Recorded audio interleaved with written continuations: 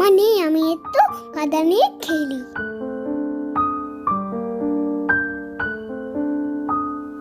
ইয়া সে মজা। মা বাড়ি থাকলে আমাকে মাঠে নিয়ে খেলতেই দেয় না, এই ফাঁকে খেলে নি। A few moments later. এই মা মনে হয় চলে এলো, আমরা তো নুন যাই লুকিয়ে দিই। বাবান, কি করছিস তুই ওখানে? না না, আমি কিছু করছি না তো, আমি তো গাছপালা দেখছি। কিছু করছিস না? ও, কি লুকাচ্ছিস তুই পেছনে ওটা? না না, কিছু না। কিছু লুকাচ্ছিস না? তোরা তো দেখি তুই কি লুকাচ্ছিলিস, কই হাতটা দেখি। মা আমি নোংরা খাচ্ছিলাম, তুমি বকবে বলে আমি হাতটা লুকিয়ে দিয়েছিলাম।